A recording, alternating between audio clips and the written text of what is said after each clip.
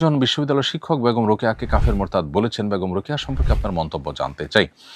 প্রিয় দর্শক, বেগম রোকেয়া সম্পর্কে অনেক বেশি জানবার সুযোগ আমার হয়নি, তবে আমরা এই বিষয়ে জানাশোনার কাজটি শুরু করে দিয়েছি। হয়তো অচিরেই আপনাদেরকে আমরা এই বিষয়ে বিস্তারিত জানাবার সুযোগ লাভ করব। তবে তার একটা বই থেকে আমি পাঠ করছি। তিনি তার এক বইয়ে লিখেছেন, আমাদিগকে অন্ধকারে রাখিবার জন্য পুরুষগণ ওই ধর্মগ্রন্থগুলিকে ঈশ্বরের আদেশপত্র বলিয়া প্রকাশ করিয়াছেন। পরের প্যারা তিনি আবার লিখেছেন, তবেই দেখিতেছেন এই ধর্মগ্রন্থগুলি পুরুষ রচিত বিধি ব্যবস্থা ভিন্ন আর কিছুই নহে। আরও অনেক কথা তিনি এখানে লিখেছেন, আমি সেগুলো আর কোট করতে যাচ্ছি না।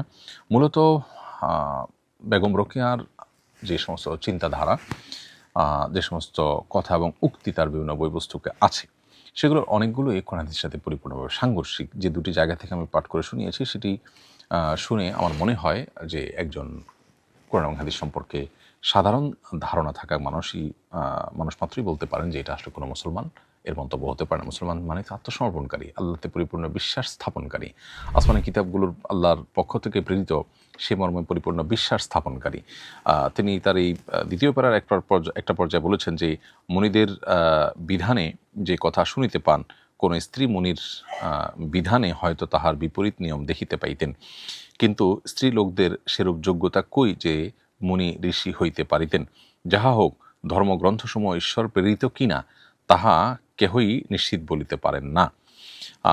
এই যে উক্তি, এই উক্তি আসলে আপনার ইমানের সাথে কখনো সঙ্গতিপূর্ণ হতে পারে না।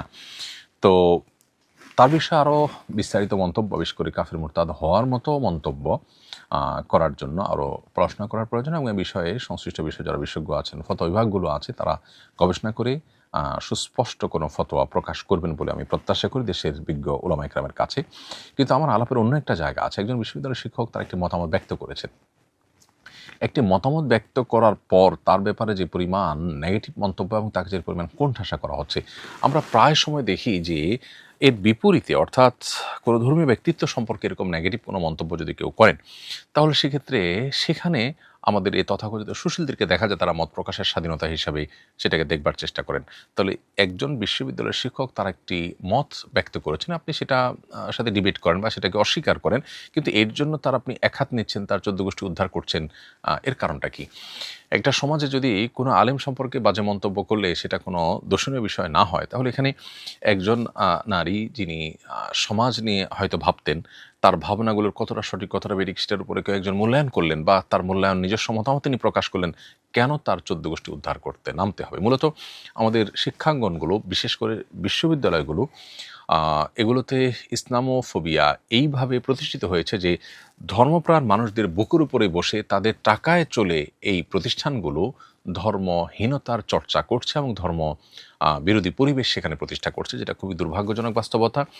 এবং এই দুর্ভাগ্যজনক অধ্যায়ের বিরুদ্ধে আমাদের কাজ করতে হবে এবং আমাদেরকে এখানে যথেষ্ট অবদান রাখবার সুযোগ আছে। এবং এই নতুন বাংলাদেশে অন্তত ইসলামোফোবিয়া কোনো অবস্থাতে শিক্ষা প্রতিষ্ঠানগুলোতে থাকতে পারে না। আপনি বাংলাদেশের ভূখণ্ডে থেকে বাংলাদেশের মানুষের চিন্তা চেতনা আদর্শ পরিপন্থী কাজ করবেন, কেউ ধর্ম পালন করতে চাইলে, কেউ ধার্মিক হতে চাইলে তাকে কোণঠাসা করবেন, তার ব্যাপারে আপনি মত প্রকাশের কোনো স্বাধীনতা রাখবেন না, এই অবিচার কখনো মেনে নেওয়া যায় না। বিধায় এই শিক্ষক, যার ব্যাপারে এখন আপনার অনেক বেশি নেগেটিভ মন্তব্য এক শ্রেণীর মানুষ করছেন আমরা দেখছি, আমাদের উচিত তার পাশে দাঁড়ানো এবং তার ব্যাপারে কোনো প্রকার অবিচার হলে সেটার বিরুদ্ধে প্রতিবাদ জানানো এবং তার সহযোগিতা করা, এই ব্যক্তির সহযোগিতা করা এবং তার এই মত প্রকাশের স্বাধীনতার পক্ষে কথা বলা, এটা আমাদের কর্তব্যের অংশ।